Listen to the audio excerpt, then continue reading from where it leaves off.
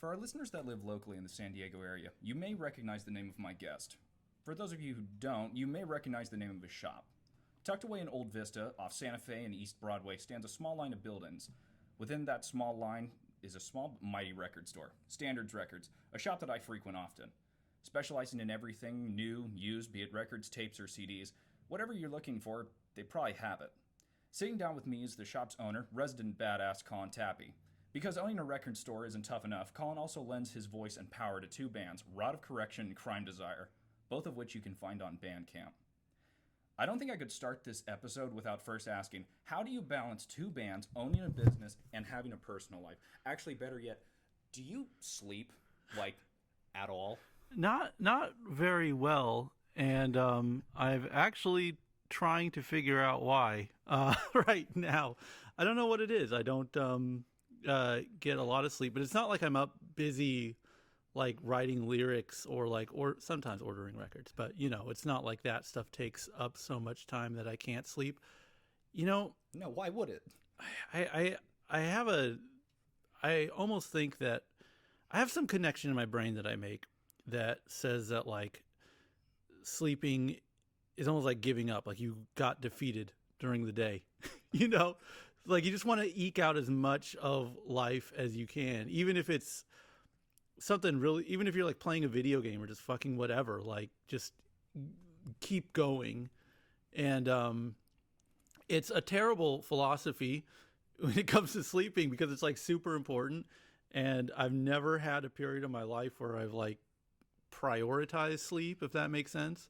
I don't have any excuse. I'm not like an insomniac or like, suffer from like crazy anxiety if I close my eyes for 2 seconds or something.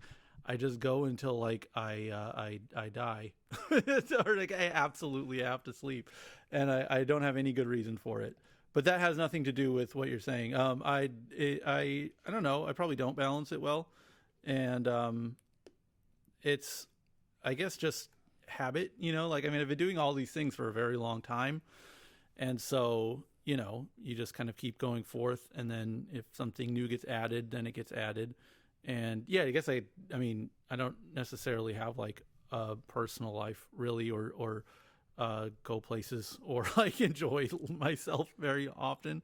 So yeah, there's just not really, it's manageable. I don't feel cramped for time, I guess, if that makes any sense. Well, because you have people that cover for you here at the shop. Yeah. No, year one was really crazy. Or probably maybe the first 2 years were like really bad. And like in terms of just hours spent in the shop, I mean, it's every small business really. It's like 60-hour work weeks and just endlessly going forth and just throwing yourself into it completely. And that's really fucked. I try not to get to that level anymore. And that's totally like, thankfully, fixed just by getting good help and paying folks which cuts into your overhead if you look at it in terms of business sense. But I think in the long run, just in terms of like preserving your sanity, you can go like full taxi driver mode if you're just like, just behind a counter exposed to the public for like without any kind of breaks, yeah,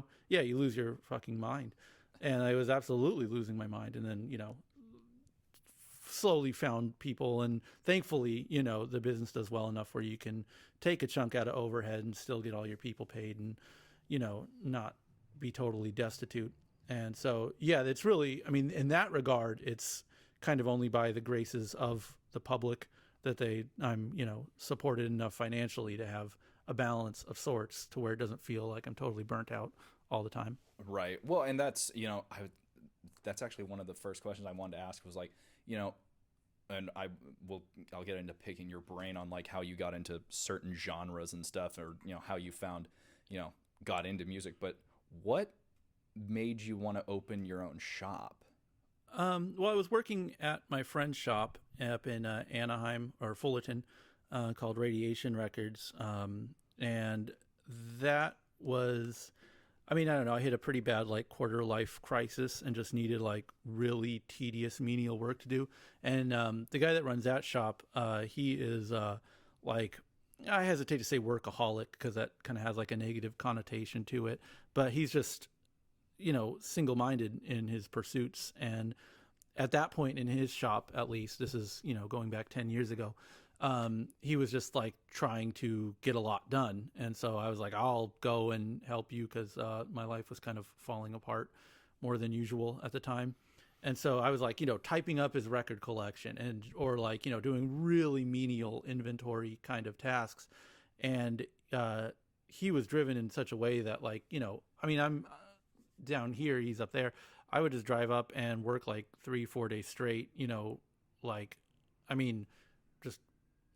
when people say work a day, I mean, like, whatever. You're like, literally not home. Yeah, like 16 for hour 3 or 4 days. Like You're just 16-hour up there. days, crash out somewhere, a friend of his house or at the shop, wake up the next day, do it again. I mean, whatever, going out to eat and watching movies sometimes or whatever.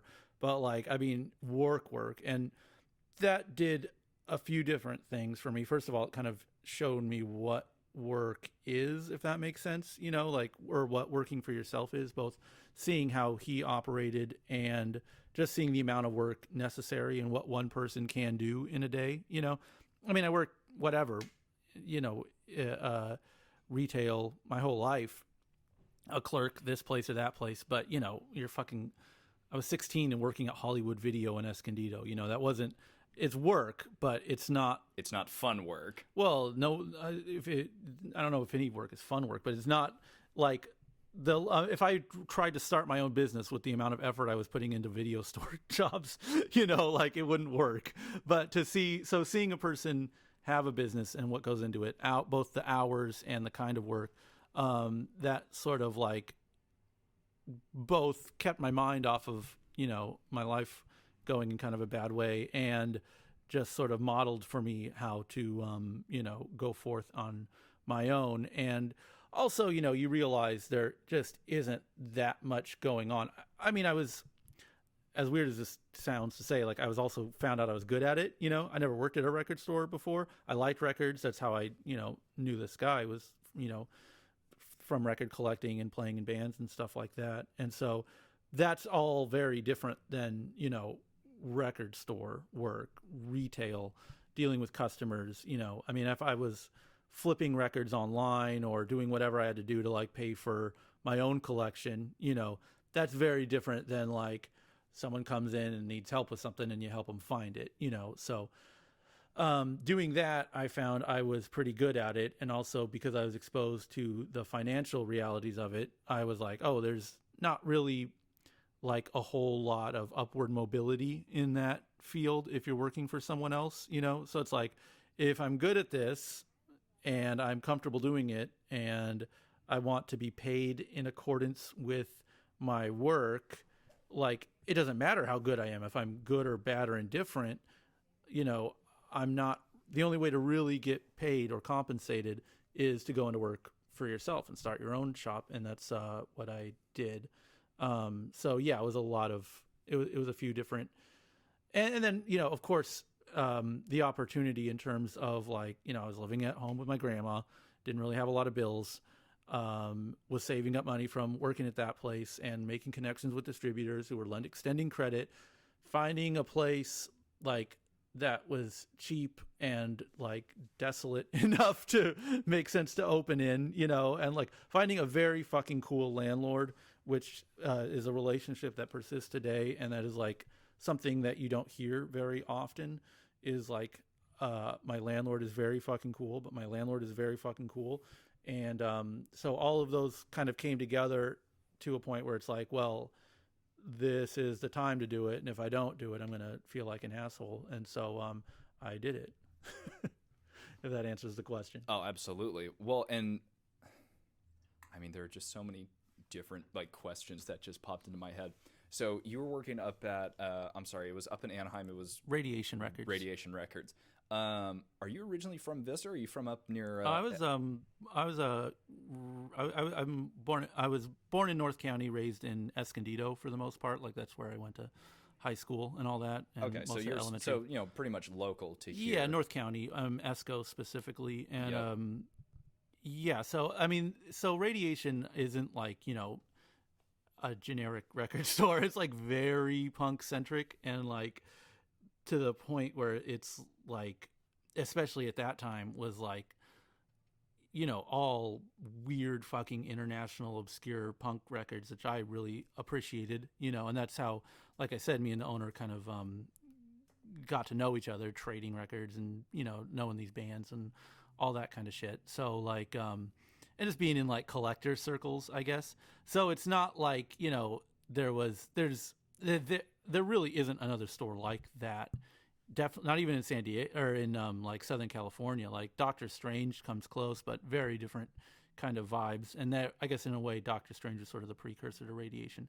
So, it sounds crazy, right? To like drive from North County to Fullerton to like commute to work at a record store. I wouldn't recommend it to anyone. But like I said, it was a very specific kind of set of circumstances and a very specific shop. And it was like that's sort of what brought me up there, was just the that store specifically. Well, I mean, record stores have been like, I've met some just amazing people through like all the shops that I go to. Yeah. So like, hearing that story is, it doesn't surprise me because, I started collecting records when I was like 13. Yeah. And I started because they were gifted to me at like that at my school. It was like the promotion from 8th grade to like freshman year going into high school. Right. So I was given a stack of like 30 albums, and they were just said, yeah, have fun with these. Yeah, and figure this out. This is going to be the rest of your life. Yeah, and then let's see, 8 years later, from 30, I'm cresting in on almost 1,300. So yeah. Then you're just looking at that bookshelf or whatever you're holding and going, right. or whatever holds your records, going, was this a good idea? Yeah, I don't think it's something that you have much of a choice in, if that makes sense. No, absolutely not. Yeah, it's sort of like it's strange, in the current climate, because there's like so many very casual kind of collectors, and this has really been like a new kind of record consumer that is developed. I would say like I'll maybe as early as like 5 years ago, that's like just very, very casual Urban Outfitters, Target, those kind of places. I'll just walk in and pick up something, whether they have a record player or not, almost like it's a piece of memorabilia from an artist they like. You know? It is weird. I've been noticing that a lot too. Yeah. And I mean, I'm not trying to like, what's the word? Gatekeep, as they say. Much love to anyone who's interested in the format. But like, that's very different than the kind of obsessive person that I kind of grew up with. Like, it was understood that like, especially like getting into records in like the late 90s, which was probably like the nadir of the format in terms of like availability or like major label interest in the format. It was almost exclusively like DJs keeping the pressing plants open, like, it was all hip hop and rap because they were still doing like breaks and stuff, techno, dance music, etc. And there was like, underground, like there's just underground music in general, like Sub Pop never stopped doing vinyl, or, any of the major indies. And of course, like the network of like punk labels and everything, keeping the plants afloat. But if you took out like, everything I just mentioned, I feel like a monthly order from all of that maybe equaled one Ludacris 12-inch pressed, and distributed at the time. Yeah. So right. like, it was, it was understood that if you were into that, if you were into records at that point, you were like into it, and it was complete obsession. And there's just like, it's a curse, like it just bogs you down and like just dominates your life in a way. At least like most of the people I was around, just like, it was records. Yes, exactly. As a lifestyle, you know? And like I said, that's, that's still out there. Of course, I think that's still in a lot of ways the foundation of the market, if you will. But, I think at this point you definitely have an option of being that, or, you like Ariana Grande, you get an Ariana Grande record and you enjoy having that. Yeah, exactly. And like you were saying, like, no disrespect to anybody that goes like Target, Urban Outfitters. Yeah. Like, I've gone to those places because they might have had like off the top of my head, I've done like, there have been those like Target exclusives I've seen where that's the only place that has it on a specific color or Right. an extra track. Or I on mean- or on vinyl at all. Or on, yeah, exactly, on vinyl at all. And I'll pick up records from there. But it's funny, going back to like what you're saying, like, oh, I'm not trying to gatekeep. But hearing the people who are like, well, I don't understand why such big places are getting into vinyl and da-da-da-da-da. It's like, listen, whatever's going to get people into something to keep this one hobby, name any hobby you want, Right. afloat and alive, do that. Yeah, and I mean, like I said, I'm coming in it from a perspective of starting in my interest in like the late 90s. Imagine you came up in the 70s, and we're Oh just my like, God, I know. yeah, this is just what do you mean we collect them? You don't collect them, you just buy, like, the whole collector concept is like, or even considering vinyl as like in all of a format that's an alternative to another one, is It's foreign to some people. That was my, I mean, my generation was probably one of the first that was like, this is cool. We're into this. This is weird. Whereas like, yeah, imagine you stock the shelves at fucking Tower Records in the 70s. You're like, what are you talking about? This shit is not even, there's nothing special about this. This is just the default, know? And I mean, one of the things I remember that you had for sale was, just for like sake of example, like, what was a copy of Led Zeppelin 2 in 1969? Like $4 maybe when it came out. And then you had a Ludwig hot mix for sale, and what did it go for? $250. Yeah. Like, and mind you, that's $250. And if you don't know the story of the Robert Ludwig hot mix with a Zeppelin 2, look that up. It's a great story. But that's one of those things, like, and we were talking just off before we were recording about that Joni Mitchell Blue record you have on your wall where you said, I don't understand how this one like blew up out of nowhere. It just feels like for me, it's like in the last month, I've just seen nothing but like Joni Mitchell Blue, just like listen to this record and this record and this record. Right. So it's just so interesting to me. And that kind of leads into my question, owning predominantly a record shop, right. What's your take on, vinyl like outselling digital for the last, going on almost 4 years now? Well, I don't know about, I mean, when you say outselling, I mean, maybe that's like purchased copies of MP3s, which to me, that sounds more antiquated, going on iTunes and buying a song for $1.39. Yeah, exactly. Like, I mean, I sound like a fucking kook, but it's like, yeah, I literally don't know if that's possible to do at this point. No offense to the vinyl, the MP3 purchasers out there, respect and everything.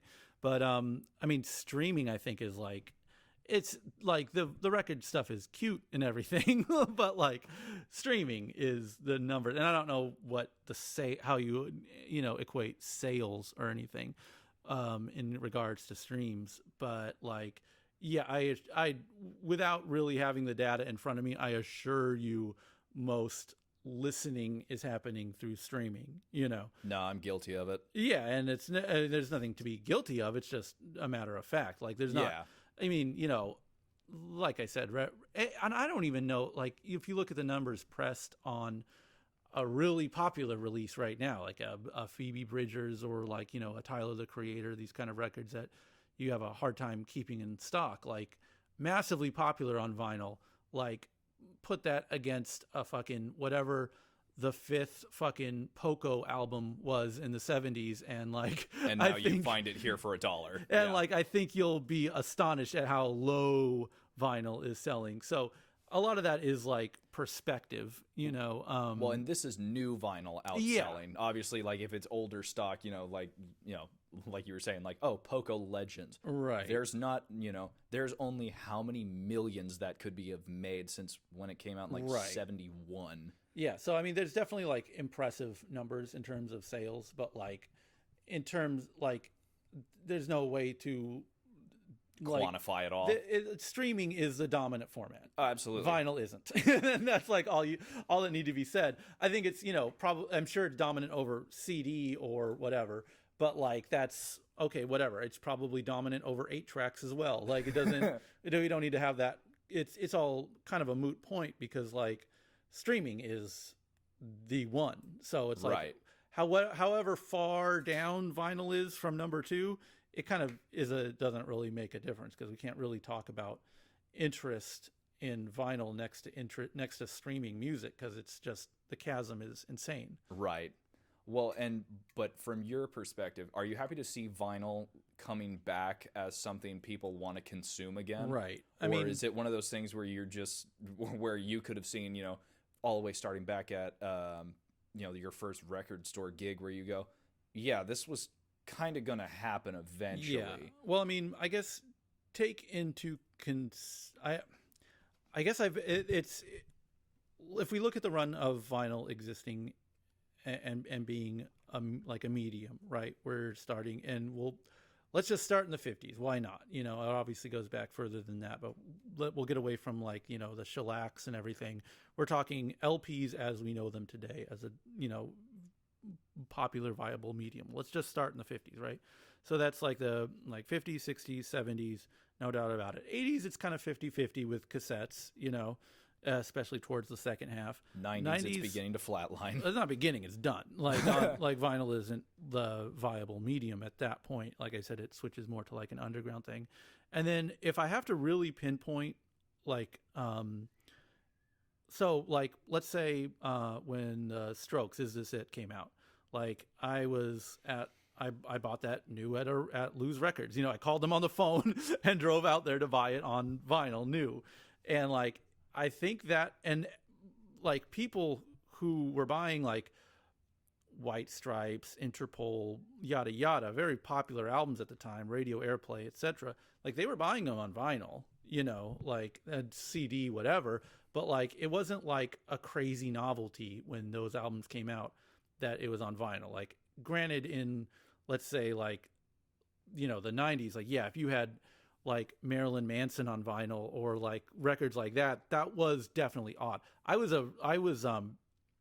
like a big Spice Girls fan when they came out, and like you couldn't find that LP to save your life, So in terms of this is to say, like, the difference between like 96 to like 2001 was very different in terms of availability. Right. Mind you, 2001, if we're talking Strokes, Interpol, Amy Winehouse was a big part of it. Outkast, Hey, the speaker box, Love Below, huge selling record on vinyl, and like kind of ubiquitous at the time. So if we're talking about a point where vinyl is back, let's say, I would say it's, around that early 2000s period.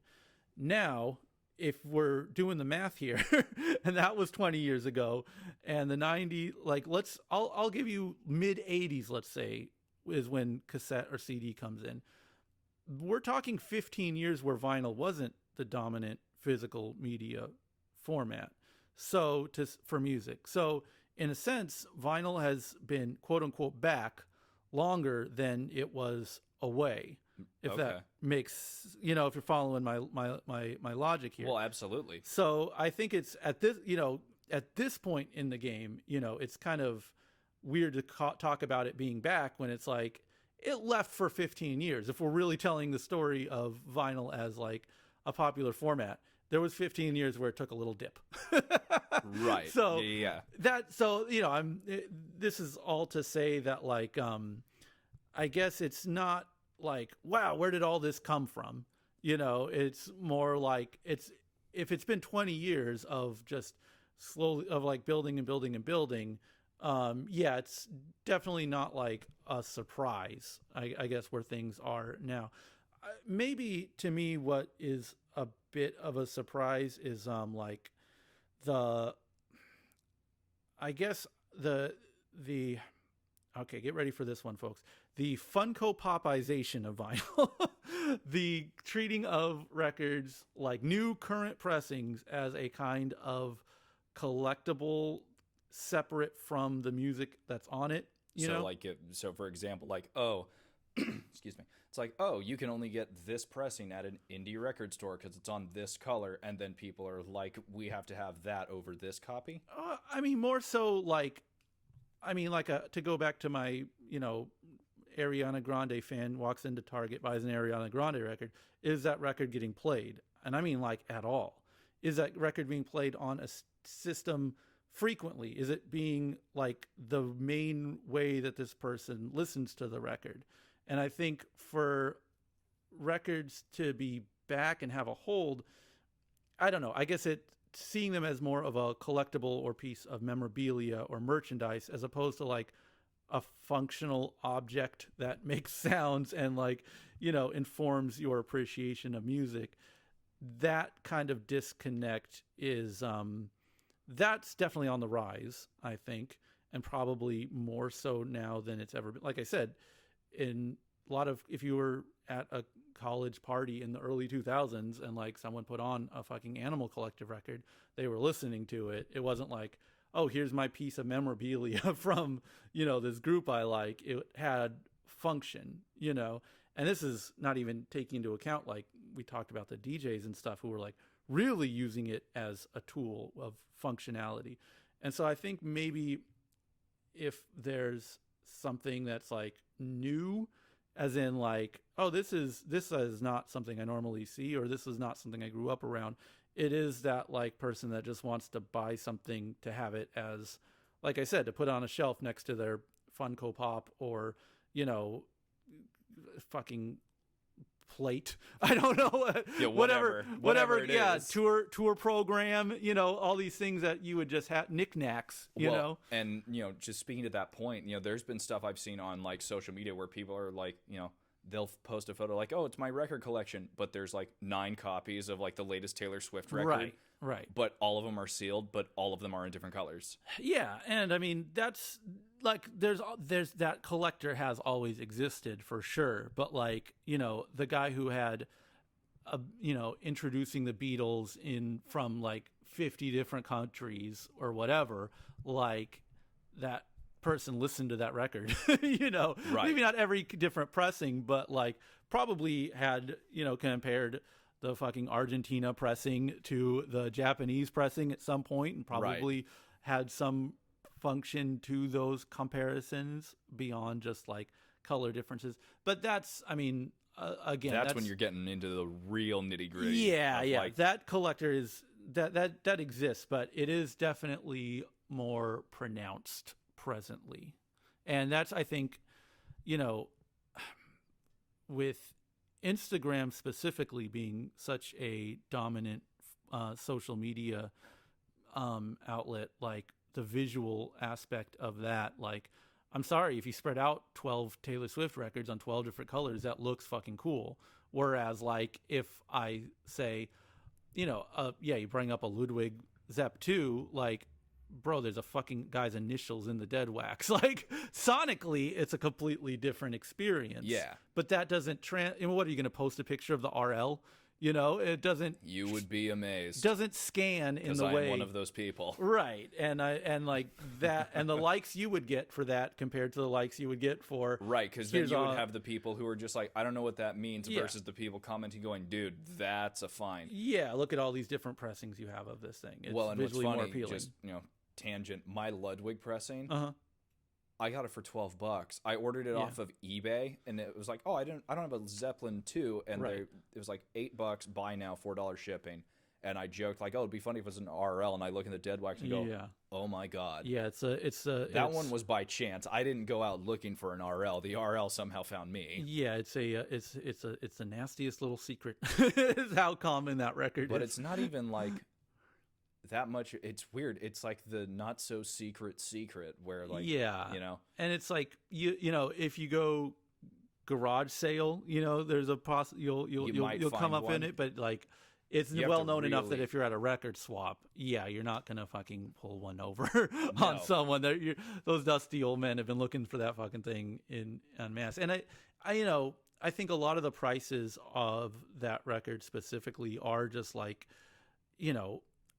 established people who don't have fucking time to dig around in garage sales and go through 50 fucking copies of this stupid record till they find one they want. Right. They pay the guy, they play, Ludwig Collector 248 on eBay, and he's like, hey, I've done the fucking work for you. Here's an accurate grade. Here's one. Yeah. And if you're a fucking busy adult and you don't have time to fucking mess around with all that shit, then you go for it. But it's a pretty common record. That's neither here nor there. Yeah. As you were saying. That's at that point, like you said, it's a moot point, but whatever. Doesn't matter.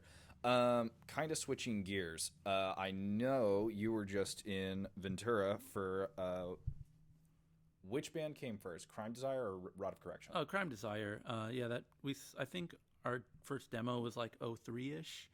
So that band's been around for a very long time. And Rod of Correction is somewhat recent. That was Greg from Take Offense, and that band has been around for a very, very long time as well. And he sort of, I think, wanted to do something a little different, or just had more ideas than could fit in one band. And so I just got kind of tapped on the shoulder to do that. Hey, you want to be a part of an experiment? Oh yeah, I mean, yeah, and I mean that I have had a lot of respect for that guy's bands for a long time. So yeah, it was very an honor, as they say. Well, that's actually super rad, and I'll have to pick your brain on that. I've been really recently getting into like punk and hardcore, and I've been really loving listening to like the local stuff. Right. So somebody who is obviously. How was the first show back, and was it the first official show that you guys have done since the world kind of ended? I mean, it's like, I've been playing in bands since I was like 16, and I'm just about hitting 40 now. So it wasn't as weird as it seemed. I felt a little more on the spot in terms of like the way these shows are covered. Like a lot more people will see it than whatever X amount of people in a room, So in that regard, like I took a little extra care of my voice and maybe, put a little extra spice on the stage banter and all that. Cause it's like likely that it's been a year and a half since anybody's gotten out to a live show. Yeah. And it'll just have a bit, like I said, given the current climate, it'll have a little bit more of a reach than like your average show will. But like, I don't know how to say this without being like a dick or whatever, but like, it's kind of second nature to me to play shows, like I've been doing it for a long time, and it wasn't that. I have also been like practicing with these bands, right? So it's I guess more or I'm less kind the of whole time. So it's like, it was like I'd love to, I was shaking in my boots like it was the first time I did. It wasn't that interesting of a story. I just went and did. Oh no, and I didn't just kind of did it. I didn't do it like that at all. I just mean, was it good to be back, up front again in like a venue? I have a weird relationship with playing live. Anyways, like it's just not really my favorite thing to do. It's sort of more of a means to an end than just anything. to get the music out there, and then gives you guys motivation to go and record or write new stuff. I like writing, I like recording, I like creating, but like the part where I need to do it in front of people to get any kind of validation is like that isn't really part of my DNA. And I think it's different for like what I would say a real musician. And this is just from kind of like studying them from afar and getting being on the side stage. Just going, that's how it's done. I'm serious. I am not like a musical person. I just fucking yell and like make an ass out of myself. I haven't studied, and I know what the difference is because, like I said, I've had the privilege to like play in bands or just be around and know a lot of like real hardcore musicians. And it doesn't, success isn't monetary, fame, any of that shit. I'm not even taking that into account. I'm just talking about like the DNA of what they are at the core of their being, this animal that is a musician. They need isn't the word, but like they just will be in front of people and play their shit, And I guess it's, like I said, it's a little different for me because I don't have that, like, I don't know, I can't fucking play a crazy solo. I don't do anything that I've worked very hard on doing, like I said, I just go up and kind of yell and grunt and whatever. It's not like a honed craft that I really worked on and spent hours in my room agonizing over. Practice time for sure, but that's just it. And I'm in a room with other guys who are doing that and then going home and doing it some more. So I don't have that kind of investment where it's like, God, I need to be seen doing this. It's more just like, all right, here's an opportunity. Let's go. Yep, got another show. Cool. Yeah, and that doesn't. I don't mean to seem like I don't care or it's unappreciated. No. It's very. I appreciate the opportunity, and I will probably keep doing it till someone stops letting me. But I'm just not that kind of person where it's like, yes, I can breathe again. Well, and no, I understand that, and because I've had a few of my friends who are also in bands or writing or leading or whatever, and they're just like, oh, it's good to be back in front of people again, and then I've heard the opposite spectrum where it's like, Yep, cool, great. Yeah, It's back to normal again. And like I said, it is like it's being like a band guy or playing shows or whatever it is. Like it's been part of my life for just a long time, and so it's not like I'm too cool or anything. It's just a matter of repetition. Like Right. It's just something that is I have enough hours under my belt where it's not like, oh my God, what a crazy time. It was we were up there maybe like, obviously pre-COVID, at, a year, 2 years, whatever before. It's a pretty similar crowd. And Ventura and like Oxnard are really cool. Like that's, for whatever reason, I've had like an attachment to that. Have you ever been to like that area? Not honestly. I've the only time I've ever been into Oxnard was literally while I was on the train to get up into Santa Barbara. Right. That's it. Or I've driven through it. Yeah. I've never really stopped in there, but I've heard there's like some really sick places to go and check out. I mean, you're like a North County native? Yeah, born and raised in Oside. There we go. Yeah, so it will shock you going to Ventura and Oxnard specifically, like how North County they are. Oh yeah. Like it's not like Santa Barbara is different, but like absolutely. Oh yeah. But like there's just sort of a similar. I don't know how to put it. It's like nerdy and like jockey and like very white and very Mexican, all equal parts. Like it's like you get up there and you're like, wait, did I actually leave home or am I in the same place? It's like there's like a lot of money, but it doesn't feel like it. Yeah. Like oh, I understand. Yeah. So it's I mean, I've been like, so like I was real like Nardcore was like a compilation that came out in the 80s. It was called, and there was just like a circle of bands up there. And for a period, I was just obsessed with it, like Ill Repute and Aggression and all of these kind of bands. And so, like, when I first got a car and was, like, driving by myself and was, like, out of high school and didn't have any kind of schedule, I was like, we're going to Oxnard, baby. We're going to see the motherland where all these bands came from. And it was like absurd. You're going to like these dingy little clubs just to go see a band play. No, not seeing a band play. I mean, just imagine. Oh, just to be up there? Imagine 20 years ago there was a bunch of bands in Oceanside, and you're like, I'm going to go to Oceanside. And it's like, yeah, so what? You're not going to experience right. Yeah, anything. exactly. And so, like, I was just wanting to like breathe the air or something. And this is just again, get out of the hometown. You're like, we're going to go somewhere that isn't nearby. Going to a fucking shithole. And it was like, the probably the year 2000, and it was just like, no internet to like, or I guess there's internet, but we weren't like, you're not posting selfies like, yo, I'm in Oxnard. Yeah, or like, Siri, bring up like the nearest vegan restaurant or whatever. Oh, it was just like, all right, we're in Oxnard. Let's go to the 99-cent only store. Like it was a fucking silly. But I met some people up there and just slowly, like I wouldn't say like ingratiated myself amongst the locals, but just for whatever reason, it's been this like on the periphery of my life going up to Oxnard and Ventura. I'd recommend it. It's just a nice place. So, I mean, I guess maybe that was like, it just felt very familiar, I guess. So yeah, that familiarity probably helped in terms of just like feeling pretty comfortable and normal doing what we were doing. I mean, and I guess the reason why I asked that question is because, you're literally the front man of a band. Right. I'm a consumer. I go to see like you perform. Yeah. So, being back at a venue for me was like, like you said, oh, I can breathe again. Like going to a show. Yeah. I would, out of a whole month, I'd probably be going to like almost 4 or 5 shows a month, if not more.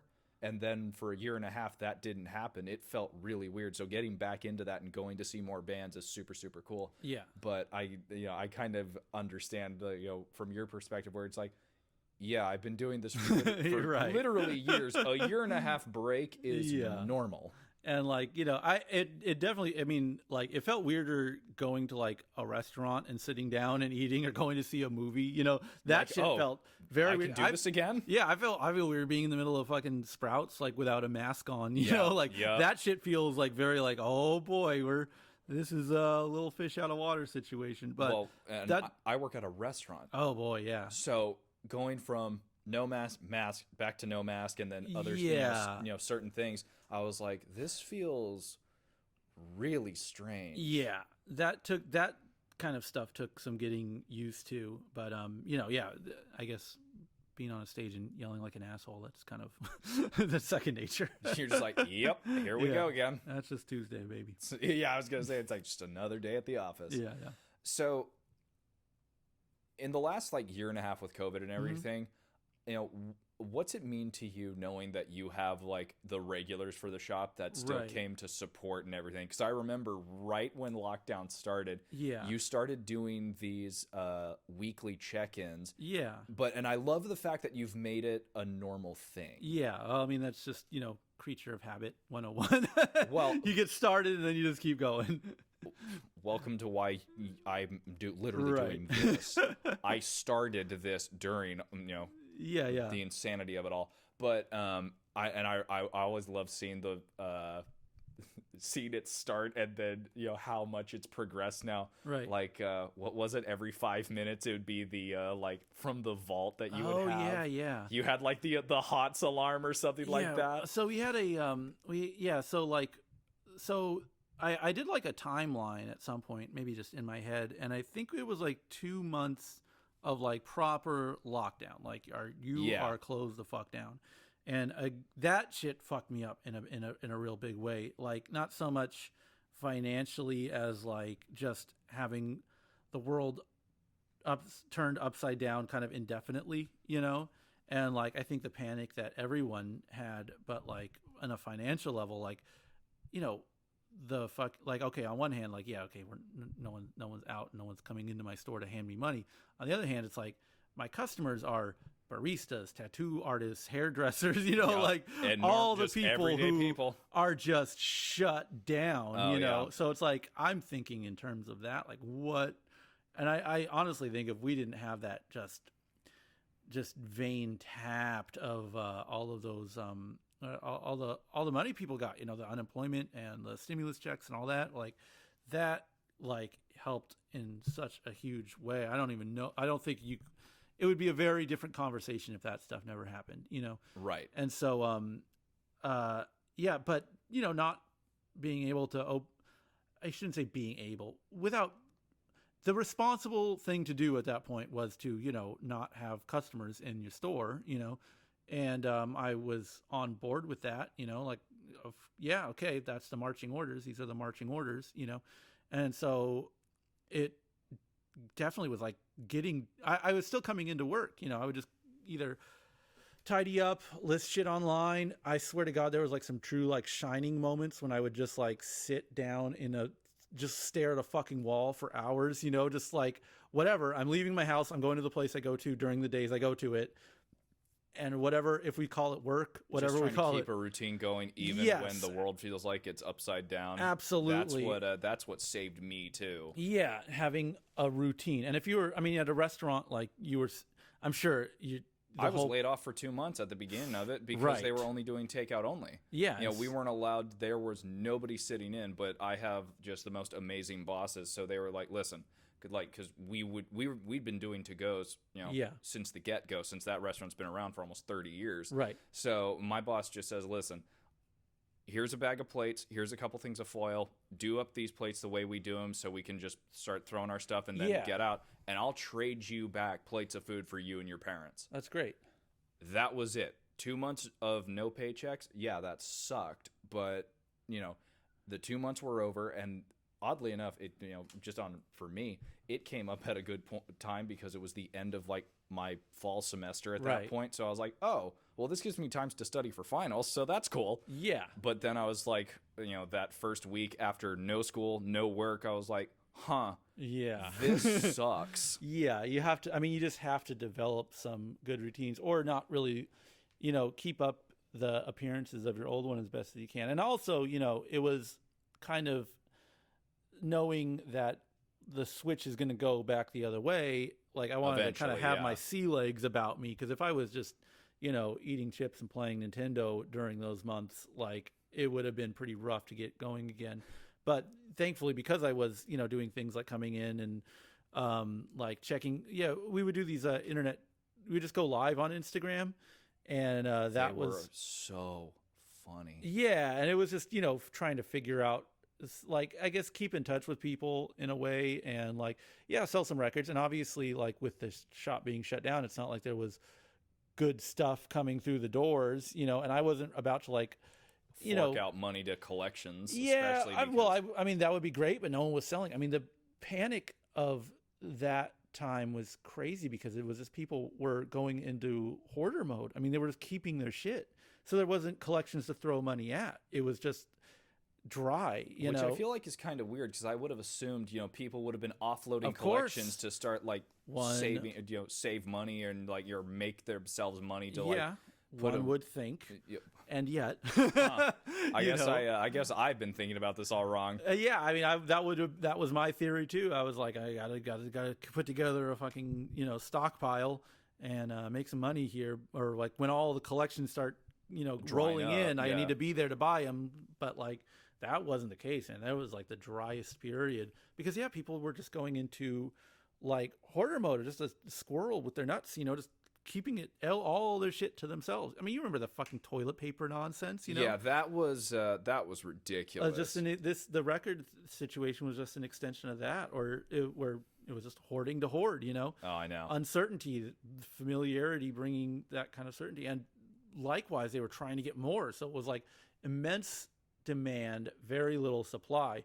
So yeah, I was trying to kind of keep things just entertaining, really, and just kind of going onto my shelves and just pulling out a couple records a week and putting them up, just not even really for the money, but just to have some sort of excitement, you know, and like, I don't know, just keep the wheels greased, sort of. And so I think we called it the heater meter. We just set the alarm that's what it was. 3 the minutes heater or something. Meter. We'd bring something out. That was so great. Flip through whatever we had and just try to, you know, kind of keep things just not totally dreary, which they were completely fucking post-apocalyptic, and I could look dreary. forward every Monday at the start of the week. I could look forward to the weekly check-in. Yeah, and so like, you know, for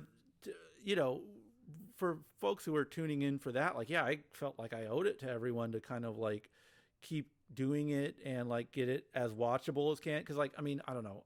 I wouldn't watch some fucking goofball's Instagram live if they can't fucking, you know. If they can't do it. Yeah, no. Right. So I was trying to, you know, we got a nicer camera, got a mic, my girlfriend edits everything now. So you know, when there's a bunch of questions coming up and, you know, all my fucking goofball friends just being like yelling inside jokes in the comments. It's like, just ball busting for which is 15-20 minutes. I mean, again, live. At the time, what a blast.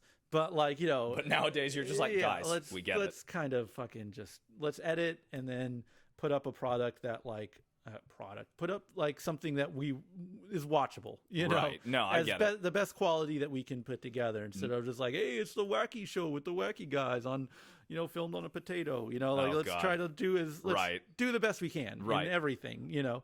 And that I don't really know what that does at this point, and it seems like there's enough people that kind of appreciate those videos. So, of course, I'm going to keep making them. Well, I hope so. I mean, and this is not me being like a total like kiss ass, but like I would look forward to that like every Monday. I'd be at my desk with my phone drinking like coffee or tea in the morning. I'm like, oh, they're going to go live. And then it'd just be like that. Because again, I had no class. I had no work. I'm just at home. I'm like, well, what the hell else am I going to do? Yeah. I'm going to sit here, and if I'm going to play records, I'm going to end up going on Discogs or somewhere and end up buying something. Might as well see what's going on with the weirdos at the record cave.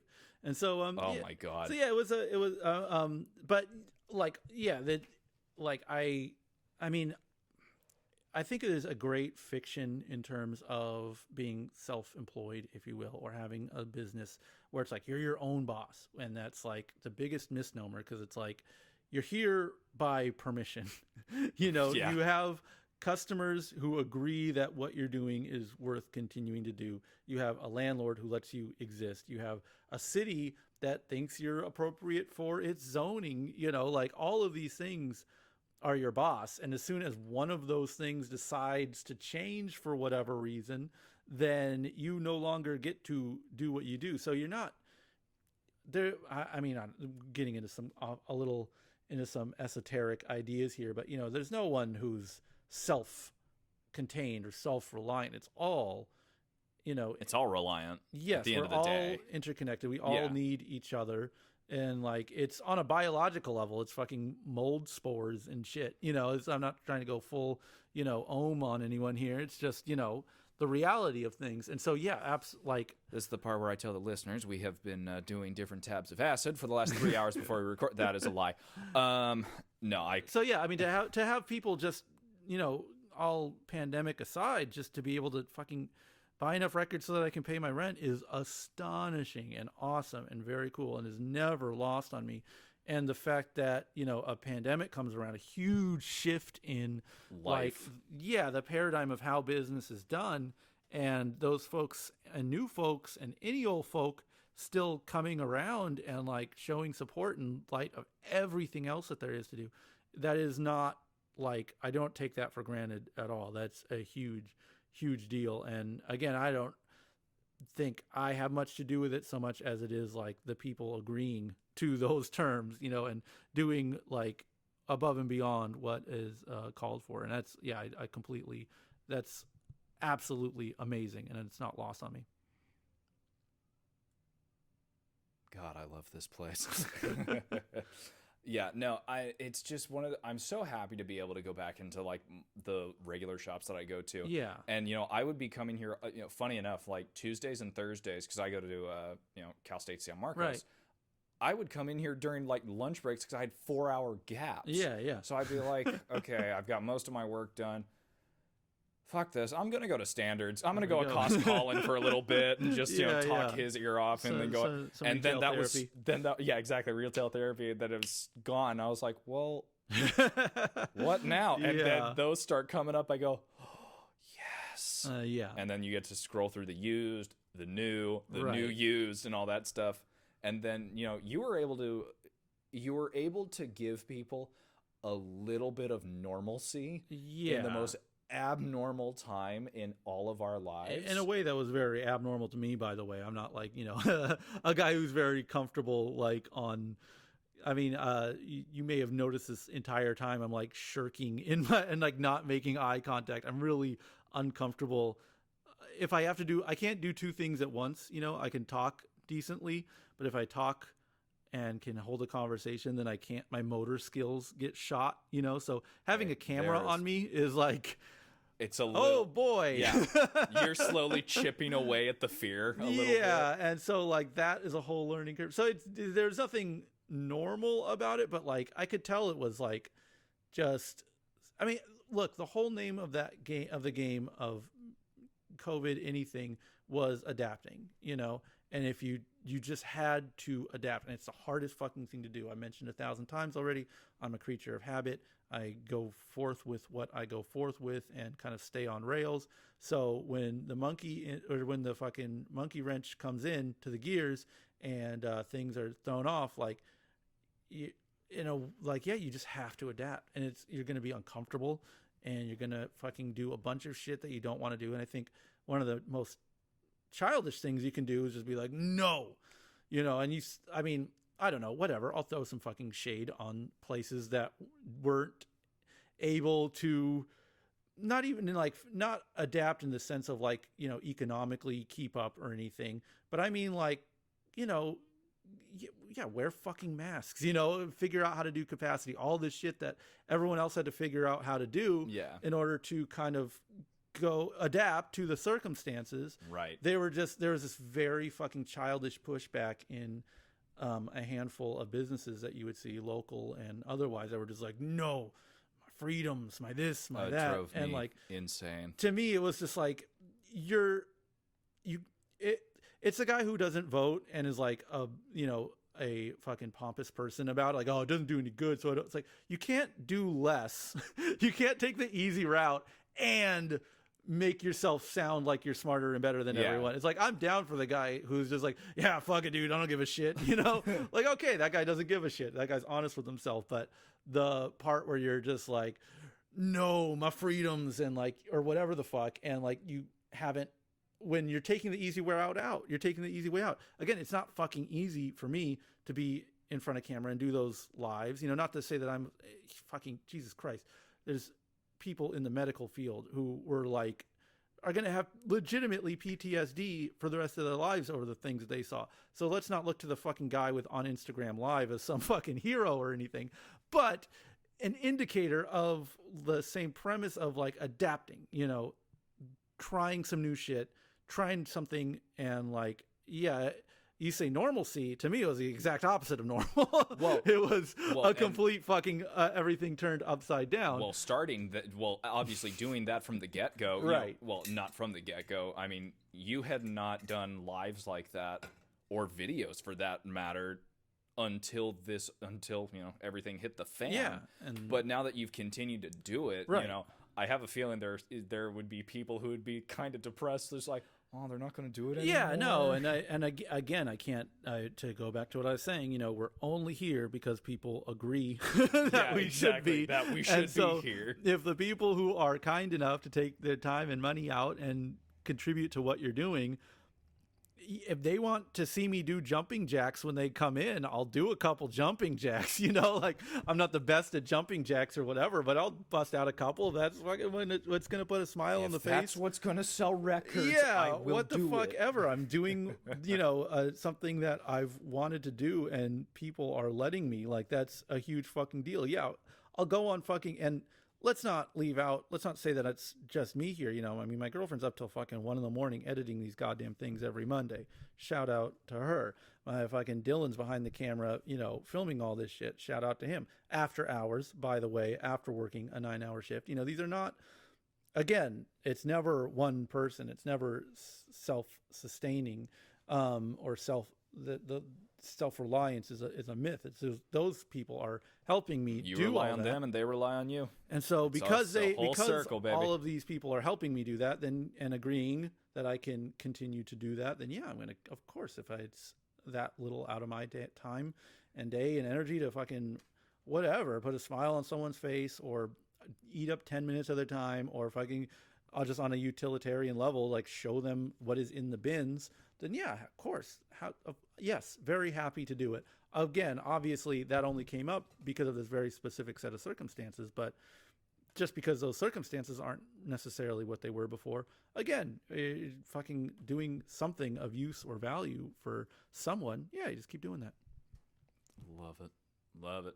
So I want to switch gears to, like, you know, your personal collection. Sure. Do you actively collect records for your personal collection, or or is it more so just, you know, buying collections for the shop? Because I don't remember seeing a lot of photos, you know, with like your personal stuff where it's like, you know, I don't know what your collection looks like. Yeah. But, you know. So there was a time, you know, before the shop where I was like, yeah, really actively, like, I don't know, you know, going on message boards and shit, because like I said, this shop's been around a while now. So it was a very different internet at the time, you know, and like record collecting was very different at the time. But yeah, I liked, you know, taking pictures of like all my Italian hardcore records and showing them off and talking about records I bought this week and trying to get every version of this or that or the other thing, whatever I was interested in at the time. But like, so that has changed. You know, I'm definitely not interested in like broadcasting that stuff as much. And I don't exactly have a reason why. It's just like, because you have an active Instagram for an active record store. Yeah. I feel like that would be enough just to be like, listen, I'll just post what I have at the shop, what I have at my house. That's just my own stuff. Yeah. And like, I don't know. I'm really like, again, I do. So there's, again, the utility of records. There's buying an album to listen to, and then there is a collecting, and there are different beasts. I think, like you said, you go into buying a bunch of different variants of things just because you like the different colors. That's collecting. Or like, you know, going down a label's catalog and buying records that you don't really love or listen to or even like, but you want to have every, you know, you're literally checking a list, you know, of things. That's collecting.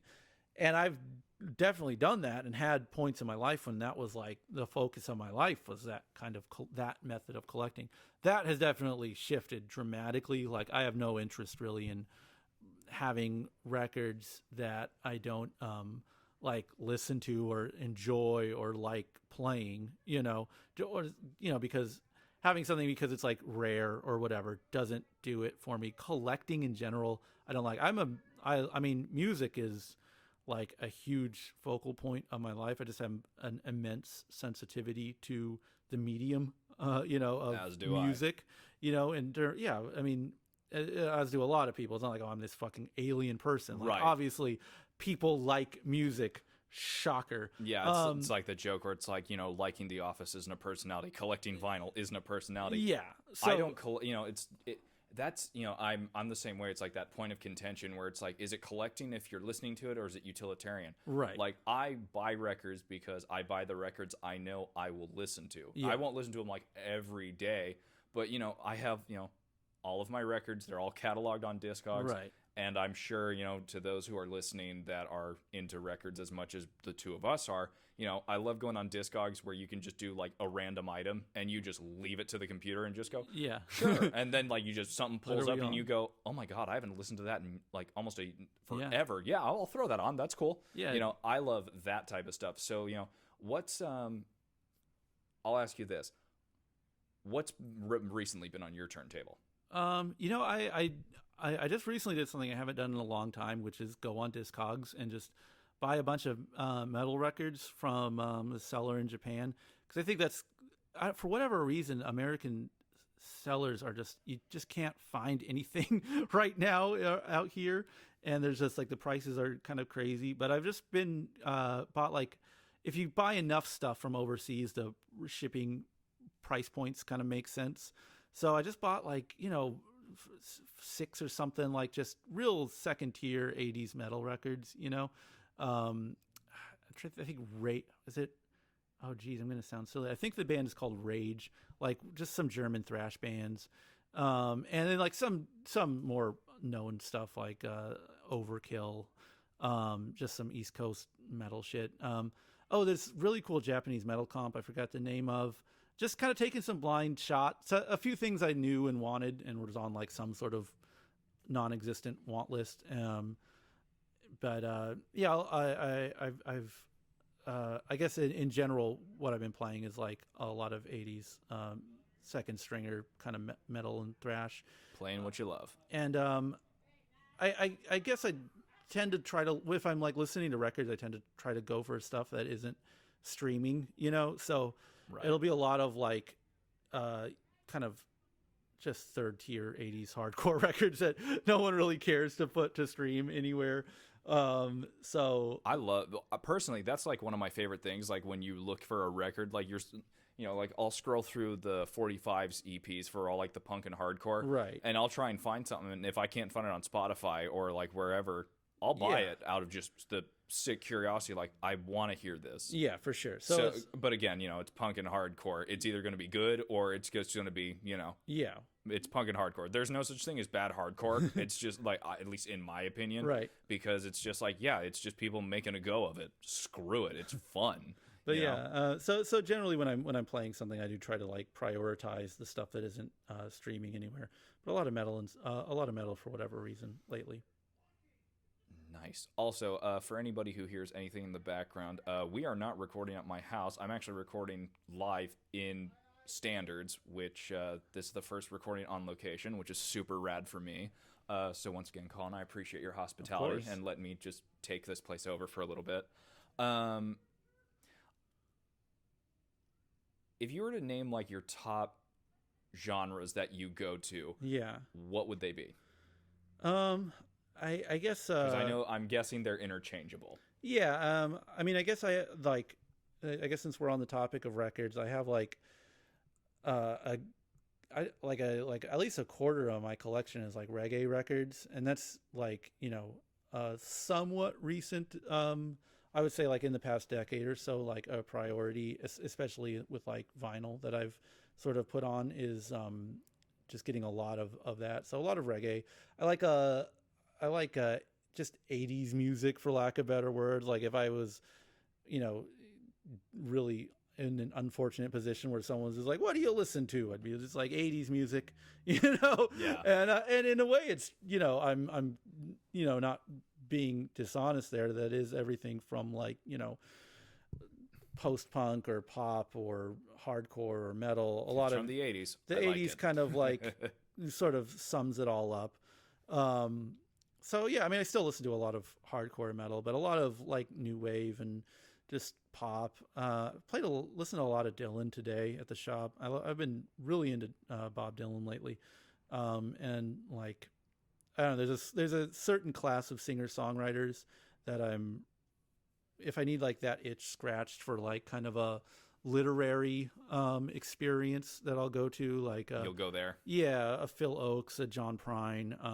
Oh, that was the worst thing during quarantine, was losing John Prine. That was a big one. That was one of the that was like getting woken up and getting just punched in the face. Yeah, and that sucked. Yeah, I think we lost a lot of amazing people. Yeah, and Prine is someone who I don't know if every interview I've ever read, I feel like he's playing possum. Like he's kind of like, maybe not cagey is the word, but for me, I think like, as we're kind of off the reservation here, but we'll go with it. But I think there's so much depth to what he writes about, and like his method of writing and his word choice. I mean, he can really study those like you would study a great literary work, his songs. And I think when he's asked about it, he's like, oh, well, we had a mine in the town and the mine closed down. It's like, you fucker, you're lying. You're not. Yeah. So not only did we lose a great life, we lost a great mind. And I think we lost a great mind that never quite had his moment where he's like, all right, I'm laying all my cards on the table. Yeah. So there's still so much that we don't know about that was going on inside of him. And, but yeah, I appreciate like lyricists that have that kind of depth to them. I do too. But that would be, I guess, a big chunk of my musical diet. A lot of lately, a lot more like jazz fusion and again, Chick Corea. There's another. Absolutely, and a lot of like funk and soul from the 70s. I've kind of been leaning towards a lot lately. Not with any kind of like real studious approach, but just kind of playing whatever record comes through the door and making playlists of the songs I like and stuff like that. That's been like a recent obsession. Well, and that's one of the things I have always loved about coming into the shop, is because like I will never know what is playing. Right. Because there have been times where I've come in like, I can't remember when I did it, but I did it once when I had like these horrific breaks, like 3-4 hour blocks between classes. But there was that one week where I was like, I'm going to go to standards for these 3 days because I want to know what gets played. Right. And every single day I went, it was a different record, a different genre. Yeah. I mean, it was like, it could have gone from instrumental, like whatever, to fusion, to grimecore, or like, everything in between. That's like one of my favorite things. So that's why I was asking about like your personal collection, because coming in and hearing all those different things, right? And even though you're the front man for 2 punk and hardcore bands, your like palette for music is just expansive. Yeah, and I mean that's really like one of the great privileges of I don't even know if it's so much working at a record store as it is like having control of the music you play, and I guess it's a really fucked up sort of self-realization that I stumbled upon a while back, that like a driving force of my life is just to hear some fucked up shit that I haven't heard yet, and I'm like always kind of searching for it, and I think there's different methodologies to listening to music. You can go deep, you can go wide, you can pick 3 guys who you listen to, and those are what you listen to, right? Whatever it is. And for me, I'm just always trying to find something that catches me and like that I can kind of snag onto, I guess, mentally, and so, I'm not trying to be like Mr. Eclectic or whatever. Like I do genuinely want to have like a connection and like a relationship and an understanding to what I'm listening to, So it's like the only way I really know how to do that is like kind of dumb luck, you know? Yeah, Like I'm in the same boat too. like whatever records come through, I'm going to play them. And like, yeah, like I said, as of late, it's like a lot of,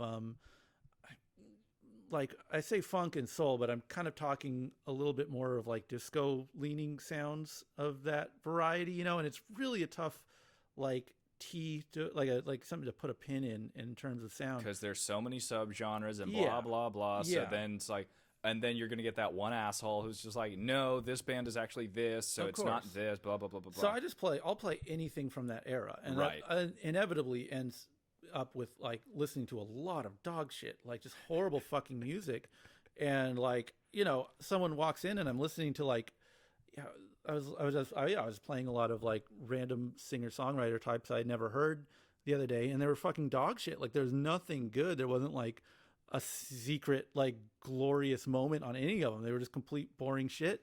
But you have to someone walk in and go, who is that? yeah, or just like who the like is this guy think he's being fucking cool or something, like playing this shit? I don't know, but I'm really just taking a blind stab, and like, so at least when I'm around, like it, I don't know. There's a balance, of course. You know, like I like if I just need something upbeat or familiar, or I just need that kind of like marshmallowy comfort. You know, like yeah, I can put on a Squeeze or XTC album if we have one around, or Right. just a very hyper familiar pop album that just like is upbeat and everyone can listen to, and no one's sad if you put on the Jam. You know, like Right. it's good for everyone across the board. Yeah, exactly. And so like obviously I'll lean on that like from a lot, but like if a crate of some weird shit that I've never heard comes in, I'm going to play it, and it very well may suck, but we're That going to go through it. One of my favorite parts about being into records. Shout out to my best friend Josh. Whenever we go to like any record store, he doesn't go to any big names. First place he goes is the dollar bin. Yeah. Because he just goes, well, if it's here, it's either they just weren't able to make it, Right. or, you know, it's like you never know if you'll find gems, or you're just going to be going through like a slog of just junk. Yeah. And I mean, I think, and this is, you know, after really putting some thought into it, like music as a medium doesn't make a whole lot of sense. You know, you can understand painting, you know, visually you look at what's up there and it's from one person's eyes and mind and hands, and that person makes this painting and your eyes take it in and they do whatever magic happens between those, they happen. But with music, you know, it's You don't have a guide. there's a collaborative effort between the artists to make it. It could be one person, but more likely than not, it's a group of people. There's the recording process, which goes down to as minute as what kind of microphone you use, which changes fucking everything of what the final product you're going to hear. This podcast has a lot of firsts for me. Number one, I'm recording it on an iPad. So if our conversation was cut and then just jumped into something completely different, it's because my iPad has a restriction on it that I didn't know it had. Number two, I'm in a completely different environment. I'm not at my house and I'm not recording on the same software. So just cut me some slack here. I think we're going to wrap it up here for the evening. I want to thank Colin for letting me take over standards for the evening. Hopefully I'll have him back on again. And dude, you are one of my favorite people. And I'm so happy we were able to do this. I hope we can do it again. And for anybody who is in the San Diego, LA, or any area but hasn't come to Standards, come find Colin and the gang here in Vista. You can find Standards on Instagram at Standards Records. You can find Colin's two bands, Crime Desire and Rod of Creation, on Bandcamp, Spotify, and Instagram. If I'm missing anything, feel free to plug, promote, or whatever. Oh, we have a YouTube channel. Oh, there you go. Okay. It's just we just you can check it through the Instagram. We post new videos every Monday on the YouTube, and I think that's kind of a fun way to go about things. But yeah, the best way to keep up with things is going to be the old Instagram, which is updated just about every day. And as usual, you can find me at Needle Nose Records, NEEDLE Records on Instagram. My name is John McAndrew. This has been Live from the Back Room. Thanks for listening, and we'll see you in the next episode. Bye.